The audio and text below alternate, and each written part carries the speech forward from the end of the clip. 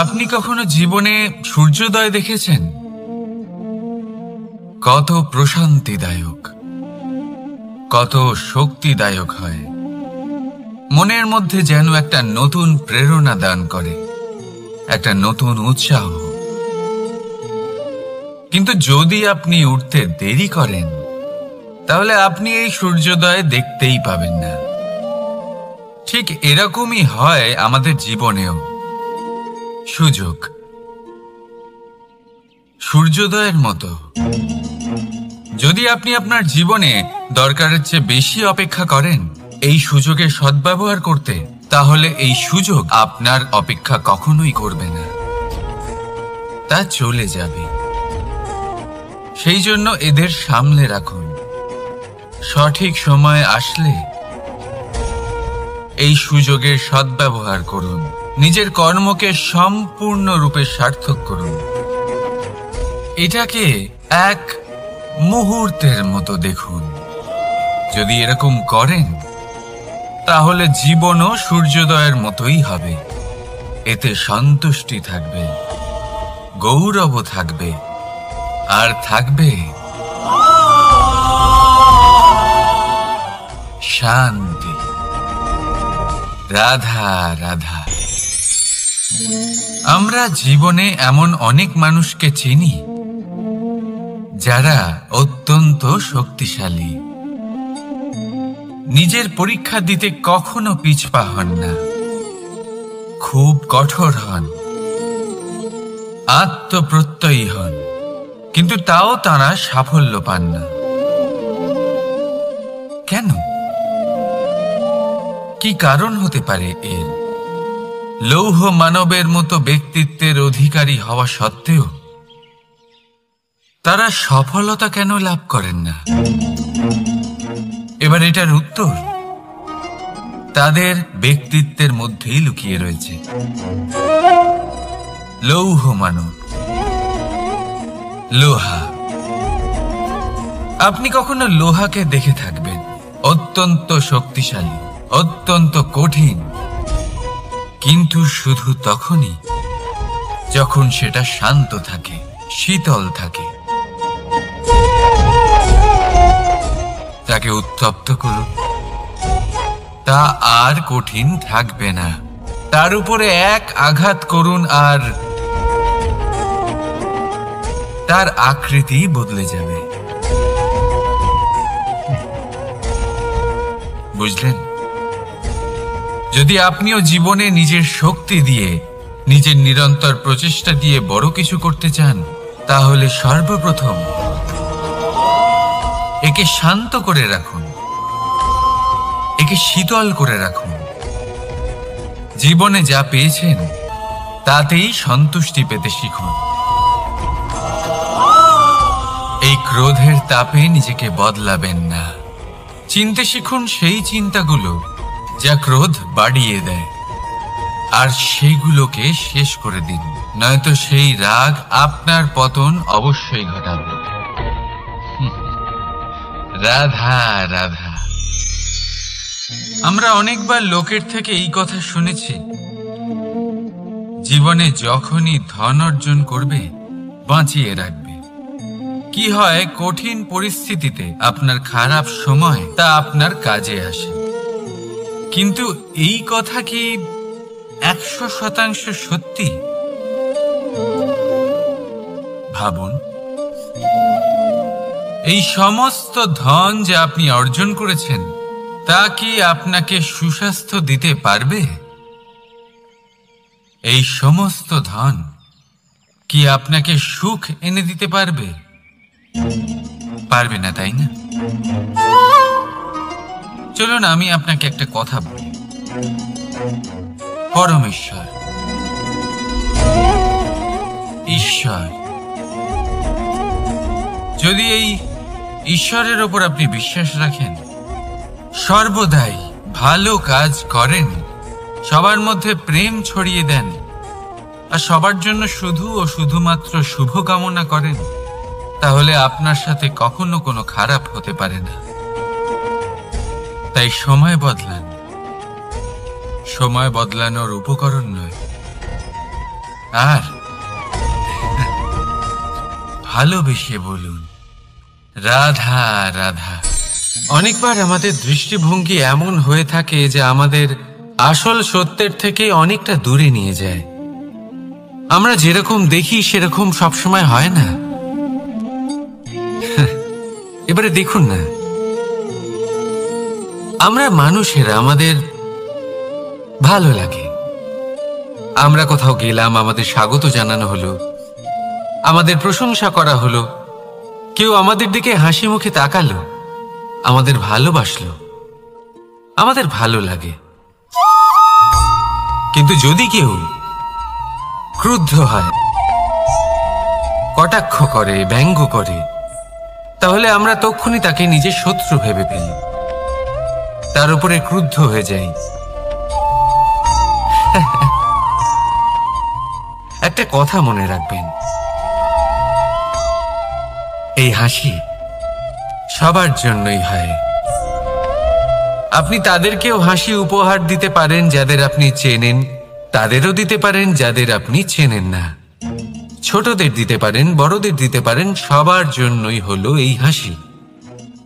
কিন্তু ক্রোধ, ক্রোধ তাদের উপরেই আসে যাদের আমরা জীবনে কখনো হারাতে চাই না, যাদেরকে আমরা অসম্ভব ভালোবাসি, যাদের জন্য আমরা আশা করি যে তাদের জীবনের পরবর্তী সময় সব সময় সুখময় হোক, উজ্জ্বল হোক।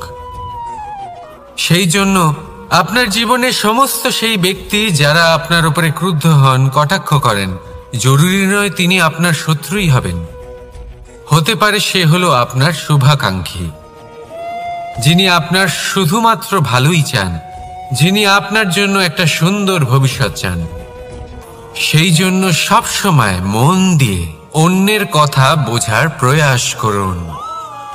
আপনি জানতে পারবেন তাদের কর্মের ধর্ম কি হতে পারে, আপনি জানতে পারবেন তাদের ক্রোধের মর্ম কি হতে পারে। রাধা রাধা। জীবনের এই পথে এগোতে এগোতে আমরা কোথাও থেমে যাই, আমরা জানি না কেন। আমরা চেষ্টা করি যেন আমরা সামনে এগোতে পারি, কিন্তু এরকম হয় না। কি কারণ হতে পারে এর? আসুন আমি আপনাকে বোঝাই। মনে করুন আপনি কোনো রাস্তায় হাঁটছেন, আপনার পা মুচকে গেল, আপনি পায়ে আঘাত পেলেন। এখন এই আঘাত যদি আপনাকে পথ চলতে বাধা দেয়, তখন আপনি থেমে যান। যদি আপনার ভাবনা চিন্তা ক্ষুদ্র হয়, তাহলে আপনি জীবনে কখনোই এগোতে পারবেন না। ভেঙে যাওয়া কলম দিয়ে আপনি কখনো চিঠি লিখতে পারবেন না। ঠিক সেইভাবেই যদি আপনার মনে অন্যের জন্য হিংসা থাকে, তাহলে আপনি আপনার নিজের ভাগ্য লিখতেই পারবেন না। কাজের প্রতি আলস্য আপনাকে কখনো ধনী হতে দেবেই না, আর ধনের প্রতি লোভ তা আপনাকে কখনো মহান হতে দেবে না। ছোট একটা কথা, কিন্তু এ হলো অত্যন্ত গুরুত্বপূর্ণ। ভাবনা চিন্তা অবশ্যই করুন, আর বোঝার চেষ্টা করুন সেটা যা আপনি বুঝতে চান। হতে পারে আপনি এমন কোনো পথ খুঁজে পেলেন যার ফলে আপনি কোনো খারাপ পথে যেতে যেতে থেমে গেলেন, বা আপনি এমন কোনো অর্থ খুঁজে পেলেন যা আপনাকে মহান হবার পথে অগ্রসর করে দিল। রাধা রাধা। অহংকার এ হলো ছোট একটা শব্দ, কিন্তু এর প্রভাব অত্যন্ত বৃহৎ হয়ে থাকে। আর সব থেকে বড় সমস্যা হলো মানুষ আজ অবধি বুঝতেই পারেনি যে এই অহংকারের বাস্তব রূপ কিরকম। কেউ একে গর্বের নাম দেন, কেউ একে আত্মসম্মানের নাম দিয়ে থাকেন, এবং কোথাও একটা এমন সময় চলে আসে যখন সময় এই অহংকারকে ভেঙে খান খান করে দেয়। আর তখন না গর্ব আপনাকে বাঁচাতে পারে, না আপনার আত্মসম্মান। এখন যদি আপনাকে উদাহরণ দিই, তাহলে যেখানে আপনি বসে আছেন সেই ঘরেই ওপরে তাকান, সেই ছাদের দিকে। যদি এই ছাদ অহংকার করতে থাকে যে দেখো, আমি তো সব থেকে উঁচু জায়গায় আছি, আমার চেয়ে ওপরে আর কেউ নেই, আমি এই ঘরে থাকা সমস্ত ব্যক্তিকে ছায়া প্রদান করি, যদি এই অহংকার এসে যায় তাহলে কি? একবার ভেবে দেখুন, যদি পরের দিন তার উপর আরো একটা তলা বানিয়ে দেওয়া হয় তাহলে কি? এই ছাদ, যার নিজের উঁচু হবার অহংকার ছিল, যে সব থেকে ওপরে ছিল, সে এবার পায়ের তলায় চলে এসছে।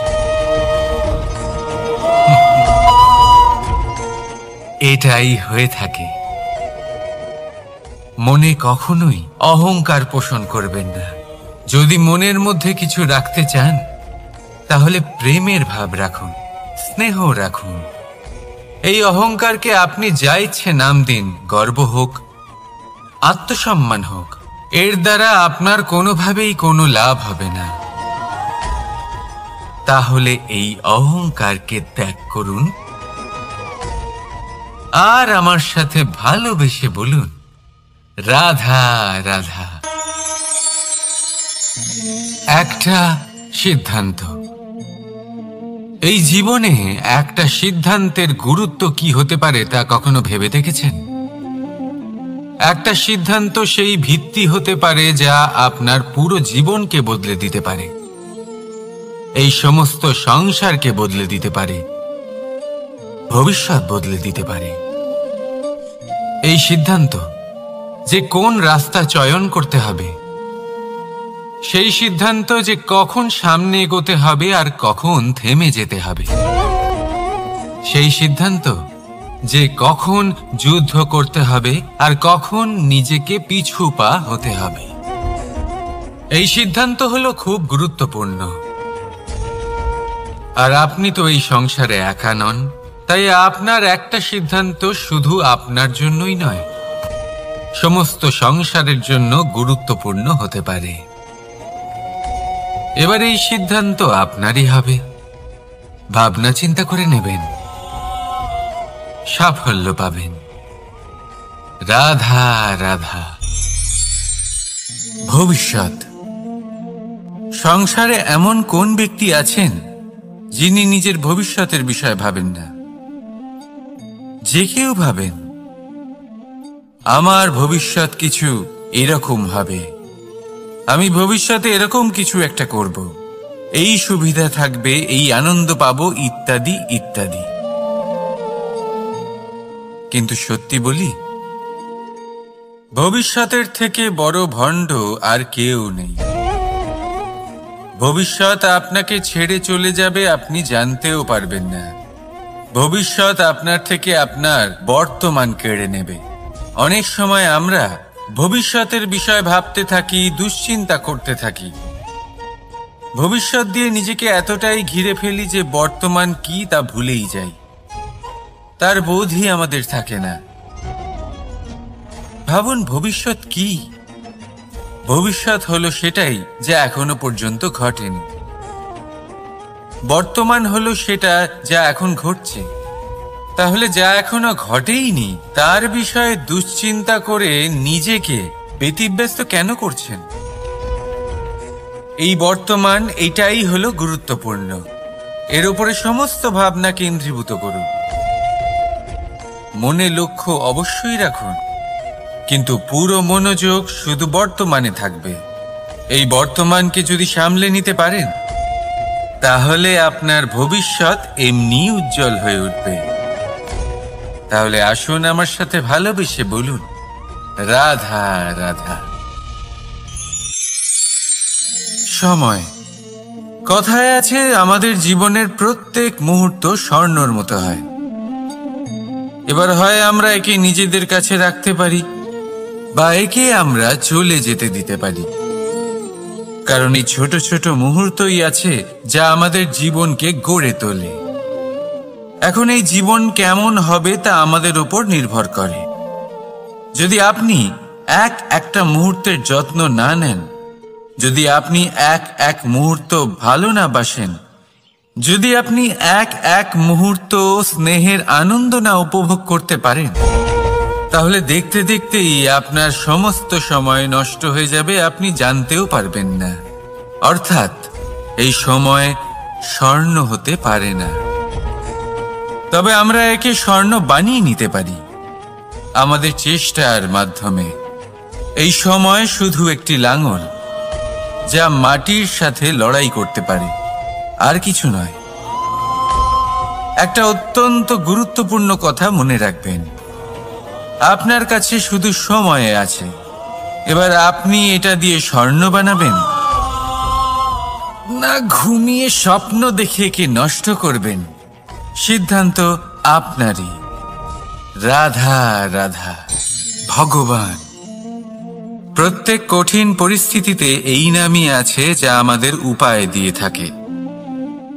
ব্যক্তি যান, ভগবানের পুজো করেন, আরাধনা করেন, ব্রত পালন করেন, মন্দিরে যান, পুজো পাঠ করেন, ভগবানকে জাগিয়ে তোলেন। আর তারপর শুরু হয় সমস্ত প্রশ্ন। হে ভগবান, আমার সাথে এরকম কেন হচ্ছে? কেন আমারই জীবনে এত দুঃখ আছে? আমি কিভাবে এর সম্মুখীন হব? আমাকে কেন এত কষ্ট ভোগ করতে হচ্ছে? হে ভগবান, আমি কি করব? আমাকে সাহায্য করুন, কোনো রাস্তা দেখান।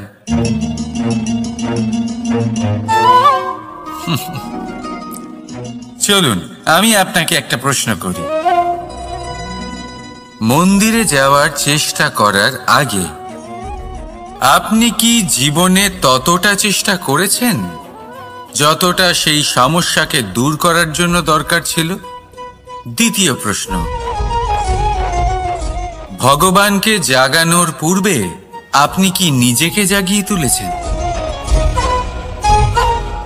আপনি কি আলস্য ত্যাগ করেছেন? তৃতীয় প্রশ্ন, ভগবানকে জিজ্ঞাসা করার আগে আপনি কি নিজেকে জিজ্ঞাসা করেছেন যে আমি কেন এত অসফল হচ্ছি? যদি না করে থাকেন তাহলে সবার আগে এটা করুন। আপনি সমস্ত প্রশ্নের উত্তর পাবেন, সমস্ত বিপদের পরিত্রাণ পাবেন। অন্য কোথাও নয়, নিজের ভেতরে তাকিয়ে দেখুন। চেষ্টা করুন নিজেকে জাগিয়ে তোলার। আপনি সফল অবশ্যই হবেন, কারণ এই পরমাত্মা, ওই পরমেশ্বর, ওই পরব্রহ্ম আপনার মধ্যেই তো আছে। রাধা রাধা। না,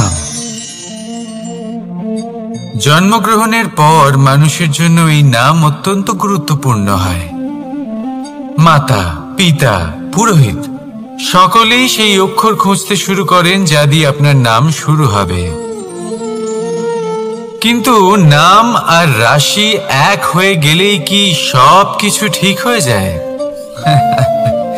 কখনোই নয়, কারণ আপনার কর্মই হলো সব থেকে গুরুত্বপূর্ণ, আর কিছুই নয়। দেখুন, এই নিয়তিও আপনার কর্ম অনুযায়ী আপনার ভবিষ্যৎ সুনিশ্চিত করে। যদি আপনাকে উদাহরণ দিই তাহলে ভাবুন, একদিকে ছিলেন রাম আর অন্যদিকে রাবণ। দুজনেরই নাম শুরু হয় র দিয়ে, কিন্তু একজন পেলেন এক ভয়ানক পরিণতি আর অন্যজন সমগ্র সংসারের মনে চিরস্মরণীয় হলেন। তাহলে মনে রাখবেন, নাম নয়, কর্মই হলো শ্রেষ্ঠ। আর যদি তা শ্রেষ্ঠ হয় তাহলে আপনার নাম এমন স্থানে পৌঁছবে যা সংসারের কেউ মুছে ফেলতে পারবে না। তাহলে আসুন আমার সাথে ভালোবেসে বলুন, রাধা রাধা। অনেক সময় যখন আমরা কর্ম করি, সাফল্য লাভ করি, কঠিন পরীক্ষায় উত্তীর্ণ হই, বড় কাজ করি, আমাদের মনে হয় এই সংসার আমাদের একটু প্রশংসা করুক, ভালো লাগে। অনেকবার মনে হয় এটা হলো আমাদের কর্মের ফলই বটে, আমরা আনন্দ পাই। কিন্তু যখন আমরা এই প্রশংসা পাই না, তখন কি হয়? আমরা দুঃখী হয়ে যাই, ভেঙে পড়ি। মনে হয় যেন আমার জন্য কেউ চিন্তাই করে না। এমন মনে হয় যেন আমাদের আনন্দে অন্য কেউ আনন্দই পায় না। অনেক রকম ভাবনা আসে। কিন্তু আমি আপনাকে একটা প্রশ্ন করতে চাই। আপনি যে কাজই করেন না কেন, যে কর্মই করেন না কেন, তা কি শুধুমাত্র প্রশংসার জন্য করেন? যদি এরকম হয়ে থাকে তাহলে সেই ভাবনা এক্ষুনি ত্যাগ করুন। কারণ এই প্রকৃতি আমাদের অন্য শিক্ষা দেয়।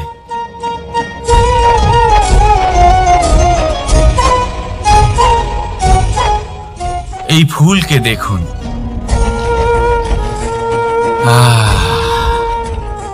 এই যে ফুলের সুবাস, যা আমার মনকে উচ্ছ্বসিত করে তোলে, মনে শক্তির সঞ্চার করে, এই সুগন্ধ। কিন্তু ভেবে দেখুন, ফুলের কিন্তু এই কাজ করার জন্য কোনো প্রশংসারই প্রয়োজন হয় না। এটাই হলো প্রকৃতির শিক্ষা।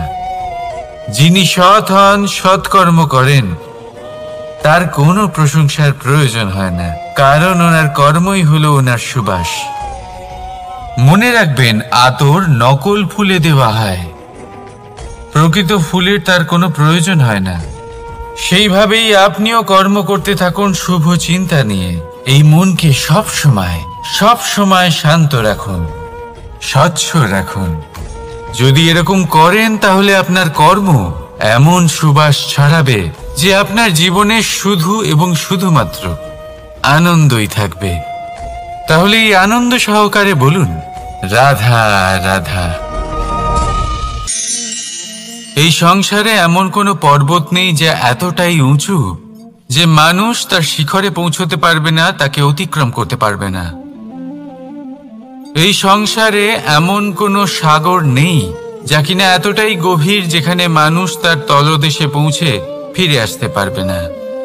একটা ছোট্ট বরফের টুকরো পর্বতের শিখরে গলে গিয়ে বইতে থাকে, আর দেখতে দেখতেই তা মহানদী গঙ্গায় পরিবর্তিত হয়। এর কারণ কি?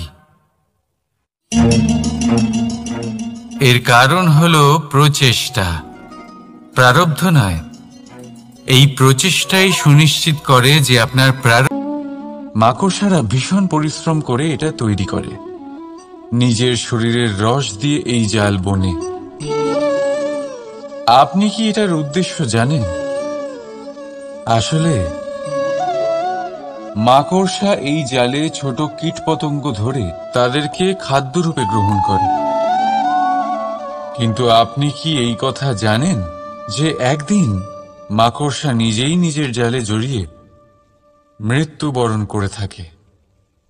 বলুন, কি করেন আপনি এই জাল দেখতে পেলে?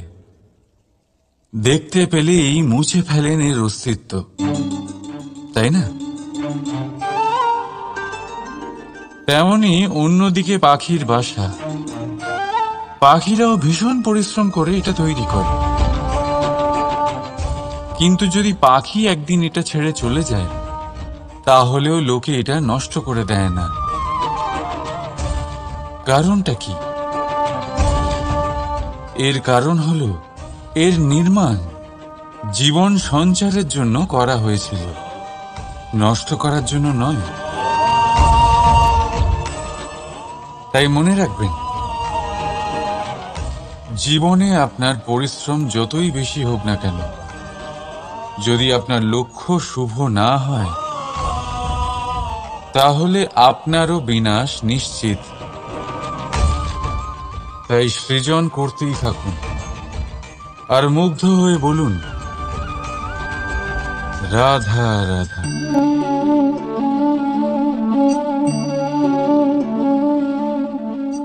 আপনার কি মনে হয় আমি কি করছি?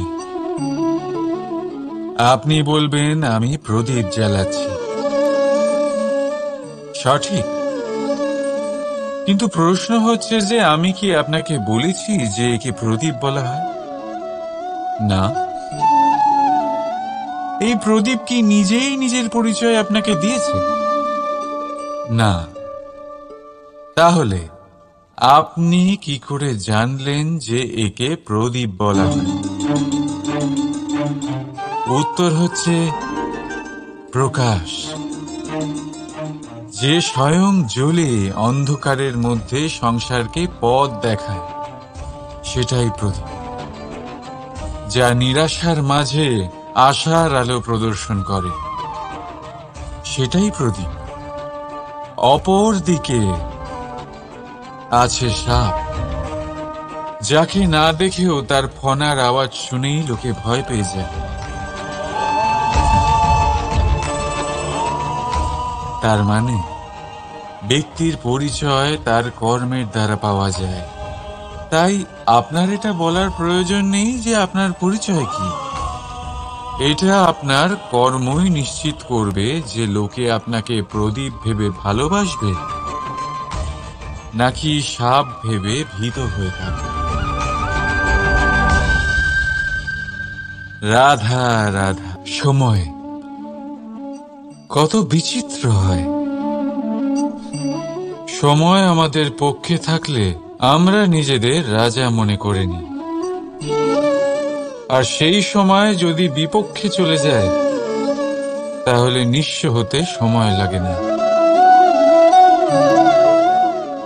তাই মানুষের একটা অভ্যেস আছে,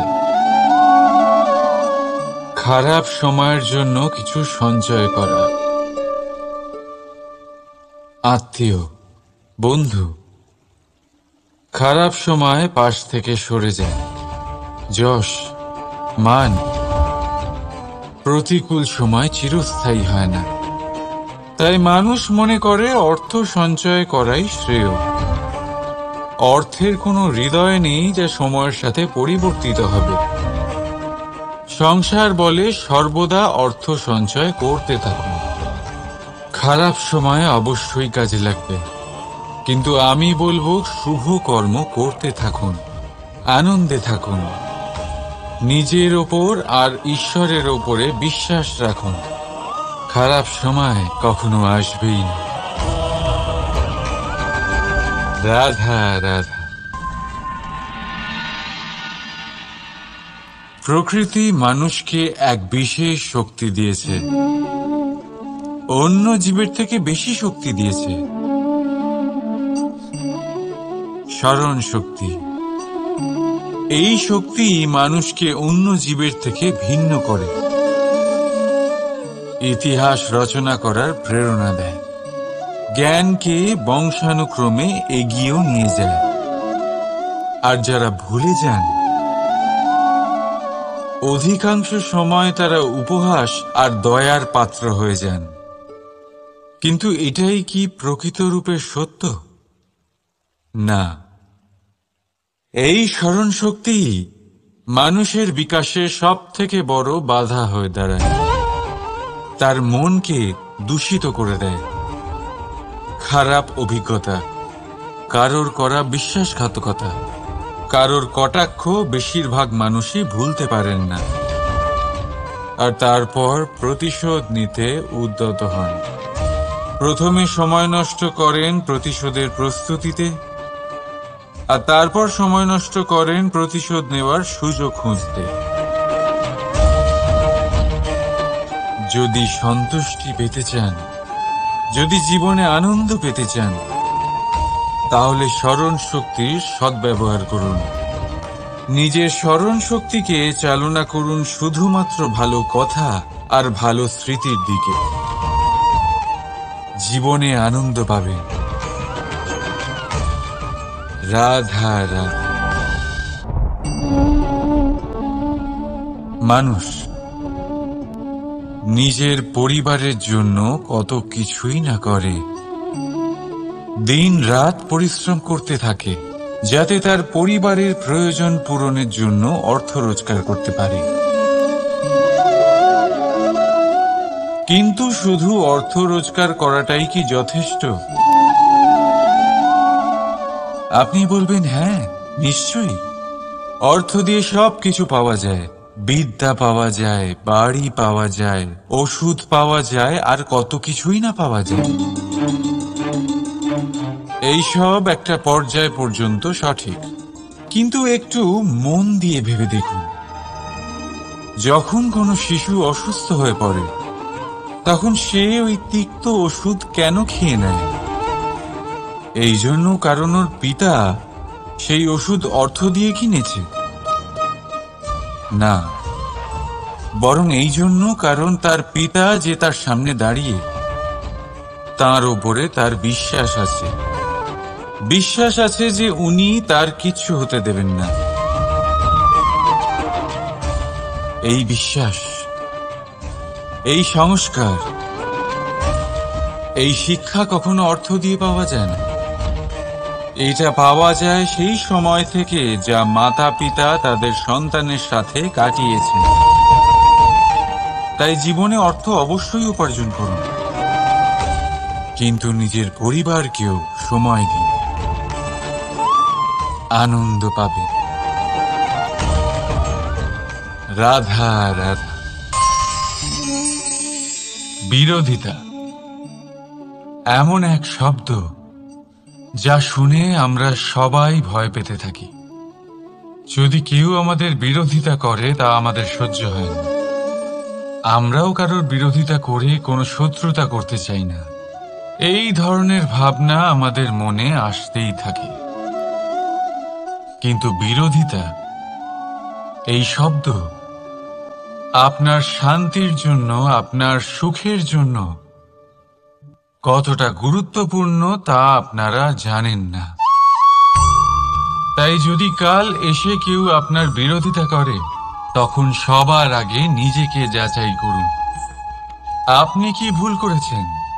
আপনার দোষ কি? নিজের মধ্যে কি ত্রুটি আছে সেটা বোঝার চেষ্টা করুন। নিজেকে সংশোধন করার চেষ্টা করুন, তারপর দেখুন বিরোধিতার এই আগুন আপনাকে স্বর্ণ থেকে কুন্দন বানিয়ে তুলবে। বলা হয় এই সংসারে খারাপ বেড়েই চলেছে, কিন্তু তার কারণ এ নয় যে খারাপ মানুষ বেড়ে চলেছে। তার কারণ হলো যে ভালো মানুষ, যাদের ভালো চিন্তা, ভালো বিচারধারা আছে, তারা খারাপের বিরোধিতা করতে পারে না। যদি আপনার সম্মুখে কোনো খারাপ কর্ম হয়, তাহলে তার বিরোধিতা করতে সংকোচ করবেন না, কারণ বিরোধিতার এই আগুন মন্দকে পিছুপা হতে অবশ্যই বাধ্য করে। রাধা রাধা। বিশ্বাস, জীবনে বিশ্বাস কতটা গুরুত্বপূর্ণ। একজন স্ত্রী তার স্বামীর হাত ধরে যে কোনো জায়গায় যেতে পারেন, এর কারণ হলো বিশ্বাস। তার নিজের স্বামীর ওপরে বিশ্বাস আছে। যখন একজন মা তার ছোট বাচ্চাকে কোলে তুলে হাওয়ায় ওঠায়, তখন সেই বাচ্চা ভয়ভীত হয়ে যায় না। তার কারণ হলো বিশ্বাস। তার বিশ্বাস আছে যে তার মা তার কিচ্ছু হতে দেবে না। এক বৈদ্যের দেওয়া ঔষধ সন্তান কিছু না বুঝে শুনেই খেয়ে ফেলে। সেই বৈদ্যের জ্ঞানের বিষয়ে তার কোনো ধারণাই থাকে না। শুধু নিজের পিতার উপরে বিশ্বাস আছে যে তার পিতা তাকে খারাপ কিছুই দেবে না। যখন এই সংসারের প্রতিটা বন্ধন বিশ্বাসের উপরে দাঁড়িয়ে আছে, তাহলে কেন এই বিশ্বাসকে আমরা জীবনে আনতে পারি না? আপনি নিজেই দেখুন, এই বিশ্বাস নিজের জীবনে এনে দেখুন, সবকিছু আরো সুন্দর হয়ে যাবে। তাই ভালোবেসে বলুন, রাধা রাধা।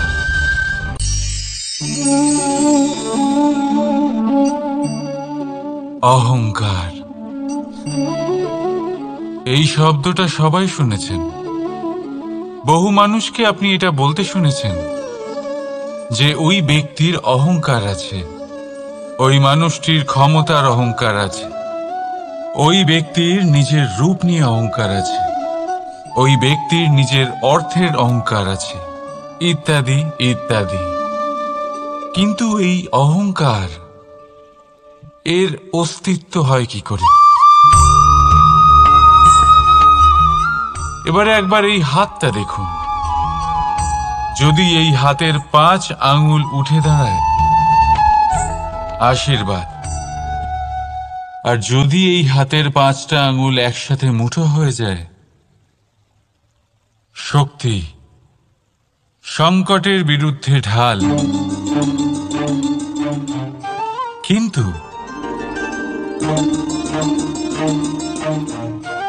এই একটা আঙুল সংকটের কারণ হয়ে দাঁড়াতে পারে। এই একটা আঙুল শত্রুকে আহ্বান জানায়। এবার অহংকার বলে এই শব্দটাই দেখেন। আমাদের থেকে আলাদা হয়ে গেলে হয় অহং। অহং অর্থাৎ ব্যক্তির মনে হয় যে সে আপনদের থেকে, নিজের বন্ধুদের এবং সঙ্গীদের থেকে, নিজের পরিবারের থেকে অনেক উপরে, অনেক শ্রেষ্ঠতর সে। কিন্তু মনে রাখবেন, এই অহংকার কোনো ব্যক্তির অস্তিত্বের বিনাশের প্রথম ধাপ।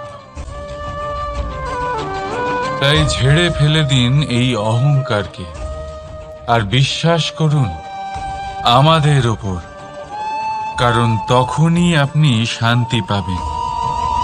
আর সেই শান্তির সাথেই বলে উঠবেন, রাধা রাধা।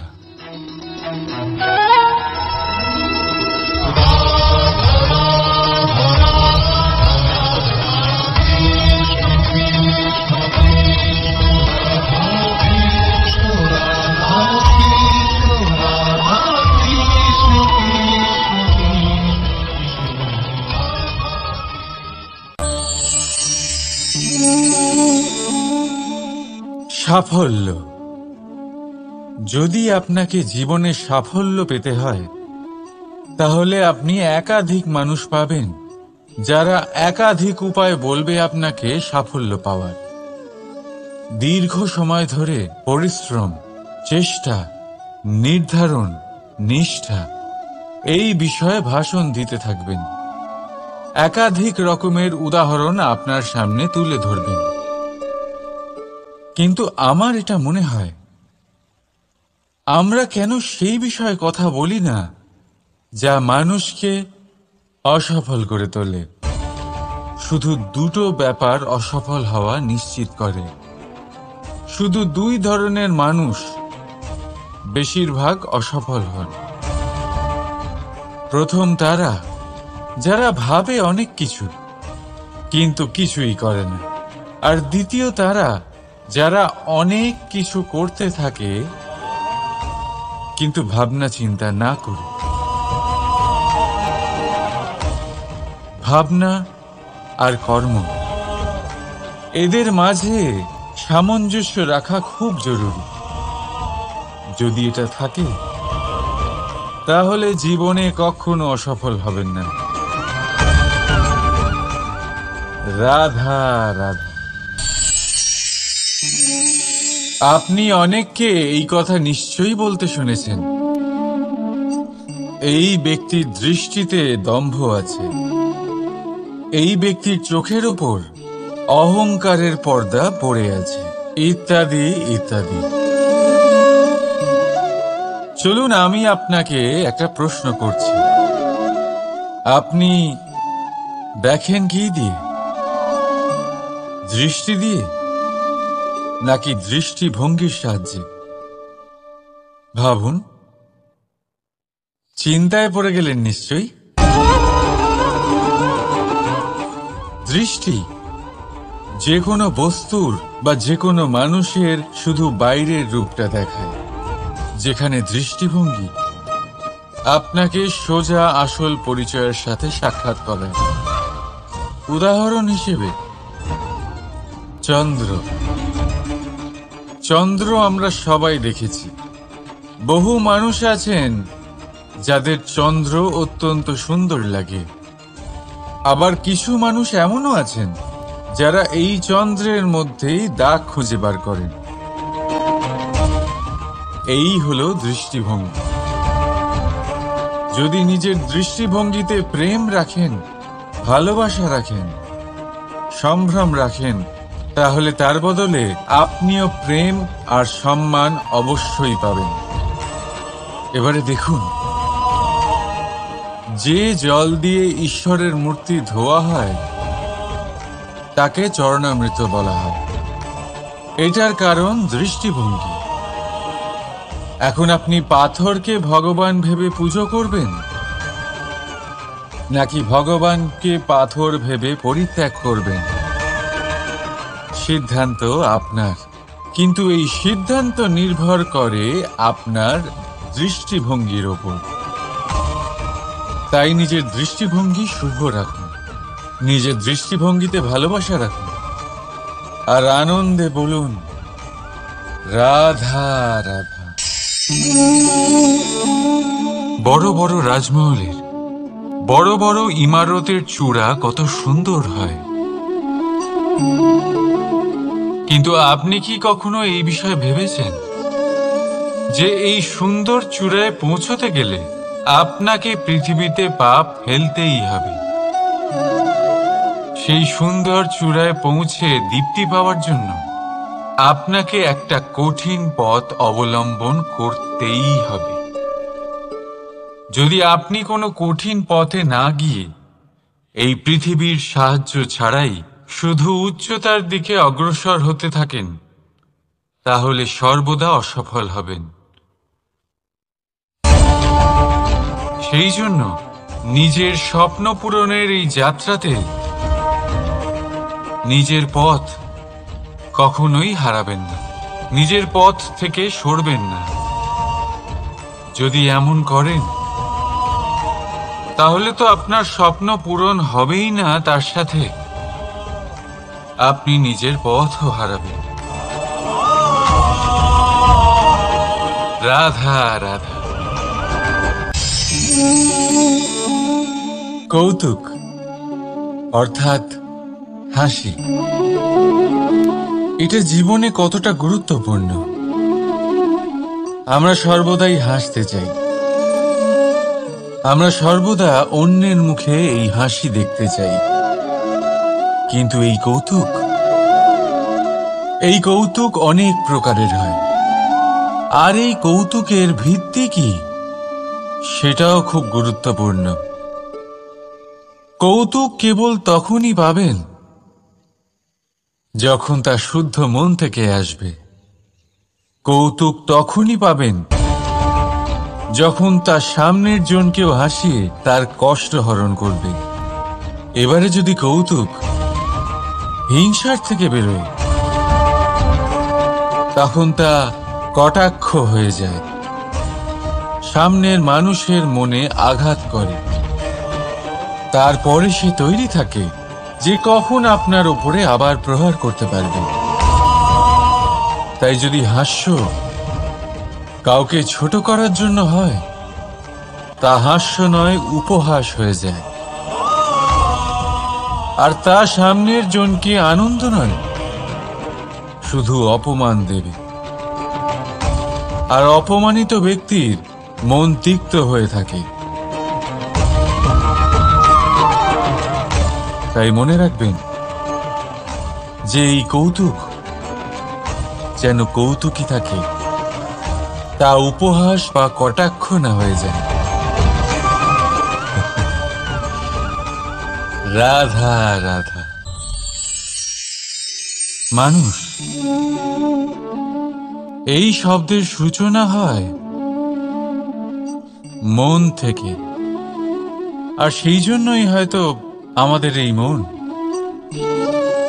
এতটা গুরুত্বপূর্ণ।